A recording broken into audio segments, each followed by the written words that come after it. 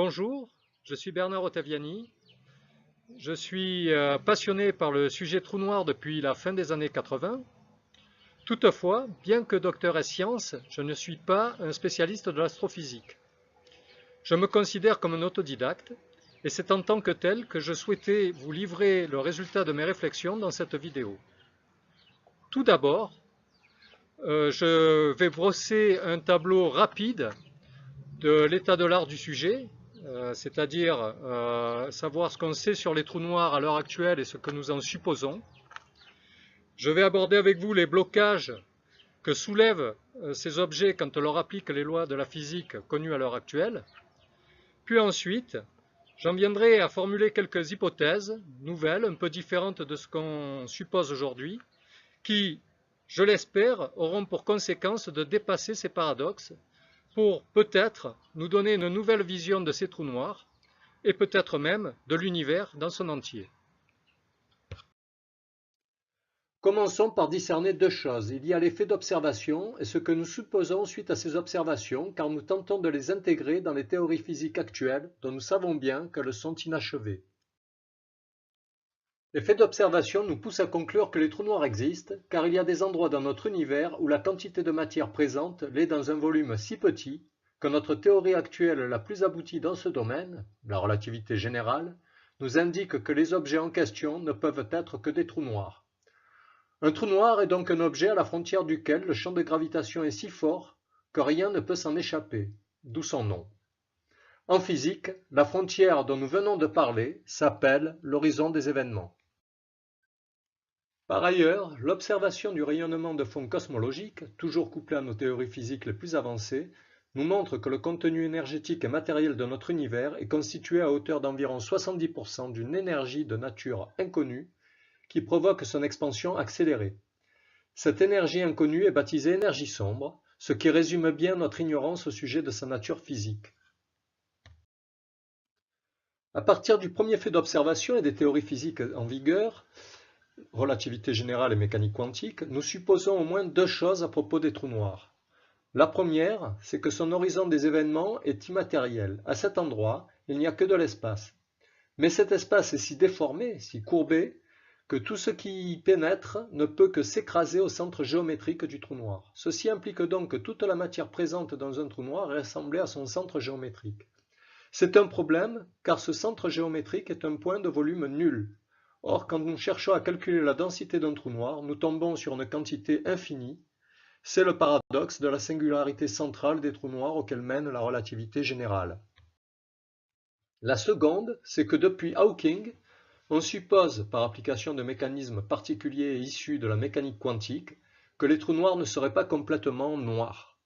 En effet, ils pourraient émettre du rayonnement, ce qui pourrait conduire à leur évaporation.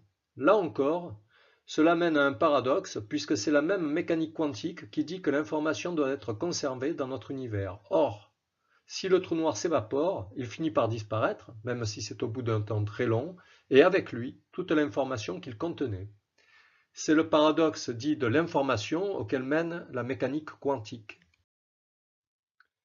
Nous voyons donc que les théories physiques actuelles nous obligent à conclure à l'existence des trous noirs. Toutefois, ce sont ces mêmes théories qui nous disent que si cet objet existe vraiment, alors des contradictions apparaissent. Enfin, nos observations couplées à ces théories physiques nous amènent à la conclusion qu'il existe une énergie de nature inconnue qui occupe 70% du contenu énergétique et matériel de notre univers visible. C'est pour essayer de dépasser ces contradictions que nous allons formuler dans ce qui suit un certain nombre d'hypothèses en partant des théories actuelles, mais en déduisant des choses un peu différentes. Maintenant que nous avons présenté les trous noirs et les paradoxes qu'ils soulèvent en physique, nous allons essayer de voir quelques hypothèses, disons audacieuses, qui pourraient permettre d'aller au-delà de ces paradoxes tout en préservant ce que nous savons de la physique. En relativité générale, les équations décrivant l'espace-temps autour d'une distribution statique et sphérique de masse montrent qu'une divergence mathématique apparaît dès lors que nous nous approchons suffisamment du centre géométrique de cette distribution de matière. La distance à laquelle apparaît cette divergence est appelée le rayon de Schwarzschild ou encore l'horizon des événements. Il se trouve qu'en mathématiques, cette divergence peut être supprimée par un simple changement de coordonnées. Toutefois, l'idée présentée ici est qu'elle traduit physiquement le fait qu'il se passe quelque chose de particulier à cet endroit précis. Le phénomène physique auquel nous pensons est celui de la polarisation du vide quantique sous l'effet de marée produit par le champ gravitationnel très intense à cet endroit. Cette polarisation du vide ferait surgir des particules d'un genre nouveau, appelées planckions. Ainsi, l'horizon des événements serait donc matériel. Ces nouvelles particules auraient pour caractéristique physique les dimensions de Planck, d'où leur nom. À cette échelle, l'espace, le temps et la matière seraient unifiés et se présenteraient donc sous la forme de ces particules nouvelles que nous pourrions voir comme des quanta de matière espace-temps. De plus, elles seraient les particules élémentaires les plus massives qui puissent exister. Ces dernières seraient même tellement massives que pas plus tôt créées par le vide sous l'effet de leur attraction gravitationnelle réciproque, elles s'attireraient à nouveau l'une l'autre pour s'annihiler. Du fait de l'existence de cet équilibre parfait entre la création et l'annihilation des planckions, l'horizon des événements est formé par un mur stable et infranchissable de ces nouvelles particules élémentaires. L'existence de cet équilibre parfait empêche donc tout autre phénomène physique de se manifester, comme par exemple l'émission d'un quelconque rayonnement. Le trou noir ainsi matérialisé par le mur de Planckion ne peut pas s'évaporer et l'information qu'il contient ne peut donc pas disparaître. Notre espace-temps ordinaire viendrait donc buter sur un mur infranchissable. La question que nous pouvons alors nous poser est: qu'y a-t-il de l'autre côté de ce mur? Si nous appliquons un principe de symétrie, nous pouvons alors envisager que de l'autre côté du mur, il y a également un autre espace-temps tout aussi classique que le nôtre. C'est la raison pour laquelle il est permis de penser que l'intérieur d'un trou noir est un univers semblable au nôtre et que notre univers lui-même est à l'intérieur d'un trou noir. Dans cette hypothèse, il existerait plusieurs univers, peut-être une infinité, tous bordés par un mur de planckions les séparant les uns des autres. Dans ces conditions, en accord avec le principe holographique, toute l'information contenue dans le volume d'un univers serait encodée sur le mur de Planckion qui le borde, c'est-à-dire son horizon des événements. Nous avons dit précédemment que le mur de Planckion est stable. Ceci n'est vrai que si le trou noir est isolé. Dans le cas où ce dernier est en présence de matière environnante ou d'un autre trou noir, la stabilité du mur serait remise en cause. Quoi qu'il en soit, que nous soyons dans le cas d'une accrétion de matière environnante ou dans celui de la fusion de deux trous noirs, la taille de l'horizon de ces derniers ne peut que croître. En effet, dans le cas de l'accrétion, l'apport de matière, nécessairement sous forme de planckions, oblige le mur à s'agrandir pour intégrer les planckions supplémentaires. Dans le cas de la fusion de deux trous noirs, la situation serait plus subtile. Étant donné que la taille de l'horizon des événements du trou noir résultant est nécessairement plus importante que celle des deux trous noirs initiaux, nous pourrions considérer que, pour chacun d'entre eux, leur horizon des événements s'est agrandi. Vu de l'intérieur, cette expansion de l'horizon des événements constatée dans les deux situations le mur de Planckion est altérée, pour expliquer le fait que le temps s'écoule uniquement du passé vers le futur, comme nous l'observons dans les phénomènes physiques quotidiens. Puisque toute l'information contenue dans le volume de l'univers est stockée dans le mur de Planckion, une expansion de celui-ci donnerait une dynamique d'ensemble à l'univers intérieur qui pourrait s'apparenter à cette flèche du temps. Ainsi, dans le cas particulier de la fusion de deux trous noirs, non seulement l'univers est en expansion, mais de plus, cette expansion doit être accélérée. Ceci est dû au fait qu'au cours de la fusion, la gravité ne fait qu'augmenter, ce qui accélère d'autant le processus lui-même. Il se trouve que cette accélération de l'expansion, au fur et à mesure que le phénomène progresse, a les mêmes conséquences que l'existence d'une énergie sombre. Enfin, pour faire de la physique, il faut des observateurs à l'intérieur de ces univers. Cela serait rendu possible précisément à cause de l'existence de ce phénomène d'expansion lié à l'accroissement de l'horizon des événements. En effet, la vie peut être vue comme un processus auto-organisé ne pouvant exister que lors de la rupture d'un équilibre thermodynamique. C'est donc l'existence de cette dynamique d'ensemble qui pourrait rendre la vie possible alors qu'elle serait totalement impossible au sein d'un trou noir isolé qui serait par conséquent en équilibre thermodynamique avec son milieu environnant. Dans ce qui suit, nous allons maintenant tenter d'explorer certaines des conséquences de l'ensemble des hypothèses qui viennent d'être énoncées. Commençons d'abord par décrire ces nouvelles particules que sont les planckions. Ces dernières se présentent sous une forme un peu spéciale, puisque, contrairement à ce que l'on imagine d'habitude, elles seraient de forme cylindrique. Plus exactement, ce seraient des cordes dont le rayon de base serait égal au rayon de Planck, petit r indice PL. La quantification imposerait que le périmètre de base, P indice PL, et la longueur de Planck, petit l indice PL, soient reliés entre elles de façon très particulière. Cette longueur de Planck formerait la dimension la plus étendue de cette particule. Cette quantification est symbolisée par le nombre petit n. La quantification induirait des contraintes fortes sur le comportement physique du planckion. Lorsque celui-ci est au repos, la valeur de petit n devrait être égale à 2. En revanche, dès lors que le planckion serait en mouvement, la valeur de petit n vaudrait automatiquement 1 par effet de contraction relativiste. Il ne pourrait pas y avoir de situation intermédiaire possible. Enfin, la masse et le rayon de Planck, respectivement petit m indice PL et petit r indice PL, sont des constantes universelles. Elles sont reliées entre elles par l'expression encadrée en bleu, qui fait intervenir deux autres constantes de la physique, la constante de gravitation universelle G et la vitesse de la lumière c. Nous avons dit précédemment que le trou noir était un mur de planckions.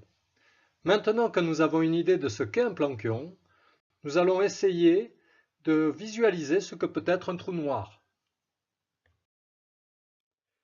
Si nous avions la capacité de pouvoir voir un trou noir de profil, nous verrions quelque chose ressemblant au croquis marqué par les flèches bleues. Sur ce dessin, nous voyons de part et d'autre du trou noir et de l'univers 2 qui l'entoure, l'univers à partir duquel nous le regardons, marqué univers 1 sur le schéma encadré par ces flèches bleues. Le trou noir proprement dit, c'est-à-dire le mur de planckion, est symbolisé par la ceinture alternée rouge et verte de planckions et d'antiplanckions, désignés par les flèches bleues en vue de profil et vue de dessus. Au passage, nous pouvons remarquer qu'au voisinage du trou noir, c'est-à-dire près du rayon de Schwarzschild R indice S, que l'espace est très fortement courbé pour finalement se réduire à un unique planckion à l'horizon des événements. Maintenant que nous voyons un peu mieux ce qu'est un trou noir et la façon dont il est relié au planckion qui le forme, nous allons être en mesure de quantifier davantage la relation trou noir-planckion. D'après le schéma présenté dans la diapositive précédente, si nous supposons que le trou noir est formé de grand N planckions, alors nous voyons que son périmètre P indice Tn ne peut qu'être égal à la somme des longueurs de tous les planckions mis bout à bout, c'est-à-dire à grand N fois la longueur de Planck, petit l indice PL. Par ailleurs, la masse totale du trou noir, grand M indice Tn, est quant à elle nécessairement égale à la somme de la masse de tous les planckions qui contribuent à former le trou noir, soit grand N fois la masse d'un planckion, petit m indice PL. De plus, on peut dire que le périmètre d'un trou noir est égal à 2π fois son rayon R indice Tn. En couplant les expressions 1 et 2, il vient alors l'égalité encadrée en bleu. Cette égalité se simplifie alors pour donner lieu à l'expression marquée par la flèche bleue. Nous nous souvenons alors qu'il existe une relation liant le rayon de Planck à la masse d'un planckion. Nous pouvons nous servir de l'existence de cette relation pour exprimer le rayon du trou noir en fonction de la masse d'un planckion, comme indiqué dans la relation encadrée en bleu. En couplant les relations 3 et 4, nous aboutissons finalement à une expression reliant le rayon du trou noir, ou son horizon des événements, à sa masse. C'est l'expression encadrée en noir.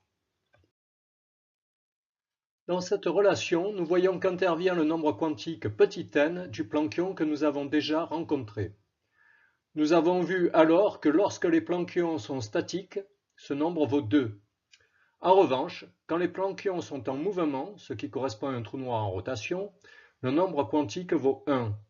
Ces deux relations sont en fait les expressions donnant le rayon de l'horizon des événements dans le cas d'un trou noir statique ou d'un trou noir en rotation. Nous avons présenté les planctons, qui seraient les constituants élémentaires des trous noirs, puis les trous noirs eux-mêmes. Il nous reste maintenant à mettre tout cela en mouvement pour proposer un mécanisme de fusion de deux trous noirs. Dans le cas le plus général, il y a toujours un des deux trous noirs qui présente une taille d'horizon des événements plus grande que l'autre. Sur ce schéma, c'est le trou noir grand A qui est plus étendu que le trou noir grand B. Quand sous l'effet de leur gravitation respective, les deux trous noirs viennent en contact l'un de l'autre, un plancton du trou noir grand A va s'annihiler avec un autre plancton du trou noir grand B. Toutefois, contrairement à ce qu'il se passe dans le cas d'un unique trou noir isolé, il n'y a plus ici une symétrie parfaite entre création et annihilation des planctons. En effet, il y a une dissymétrie qui empêche les planctons d'être recréés après leur annihilation. De ce fait, les planctons du trou noir grand B, marqués 1, 2 et 3 sur le schéma, vont être arrachés par le trou noir grand A sous l'effet cumulé de la rotation différentielle et de la gravitation. Ainsi, comme le montre la flèche rouge sur le dessin, les planctons 1, 2 et 3 du trou noir grand B vont venir se lier entre les planctons marqués petit a et petit b du trou noir grand A. Tandis que les planctons marqués petit c et petit d du trou noir grand B vont se lier entre eux comme indiqué par la flèche bleue. Par ailleurs, l'énergie dégagée lors de l'annihilation des planctons va être emportée loin des trous noirs en fusion sous forme d'ondes gravitationnelles. Le résultat net de cette opération va être que le trou noir grand A va augmenter de taille au détriment du trou noir grand B. Au fur et à mesure de la rotation des deux trous noirs l'un autour de l'autre, le mécanisme présenté à la diapositive précédente va se répéter jusqu'à ce que le trou noir grand A ait totalement absorbé le trou noir grand B. À la toute fin du processus de fusion, il ne reste alors plus qu'un trou noir unique grand C, dont la taille de l'horizon des événements est nécessairement supérieure à celle de chacun des deux trous noirs initiaux. En résumé, du point de vue du trou noir grand A, son rayon n'a jamais cessé d'augmenter tout au long du processus de fusion avec le trou noir grand B. En effet, ce rayon est passé de la valeur R indice 0 au début du processus à la valeur R indice 2 du trou noir grand C en fin de processus, en passant par la valeur intermédiaire R indice 1 de l'étape 3. De plus, on peut dire que le trou noir grand A, subissant l'attraction gravitationnelle du trou noir grand B, tourne autour de lui. Or, comme le rayon du trou noir grand B diminue avec le processus de fusion, le trou noir grand A met de moins en moins de temps pour en faire le tour. Cela expliquerait donc l'accélération du processus de fusion au fur et à mesure que celui-ci progresse. Enfin, il est intéressant de noter que, de façon symétrique, le trou noir grand B pourrait considérer que c'est lui qui absorbe le trou noir grand A en lui tournant autour. Car pour lui aussi, de son point de vue, son rayon n'a pas cessé d'augmenter tout au long du processus de fusion. Dans cette vidéo, nous avions pour but d'aborder le thème des trous noirs tout en préservant les lois connues de la physique et en éliminant les paradoxes que ces derniers provoquent quand on leur applique ces lois. Nous avons vu que nous pouvions y parvenir en faisant des hypothèses qui vont parfois à l'encontre de ce qui est couramment supposé. Grâce à ces hypothèses, nous avons pu retrouver les expressions du rayon d'un trou noir statique ou d'un trou noir en rotation, éviter le paradoxe de la singularité centrale des trous noirs en supposant que l'horizon des événements est matériel, éviter le paradoxe de l'information en supposant qu'un trou noir ne peut pas s'évaporer, et enfin, tenter de donner un sens physique à l'existence de l'énergie sombre.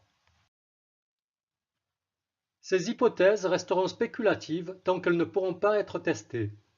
Ces tests, même s'ils existent, sont très difficiles à mettre en œuvre avec les moyens et techniques actuels. Je vous remercie d'avoir pris le temps de visionner cette vidéo et si vous êtes intéressé par ce sujet, je vous invite à m'écrire à l'adresse indiquée ci-dessous. Encore merci et bonne fin de journée.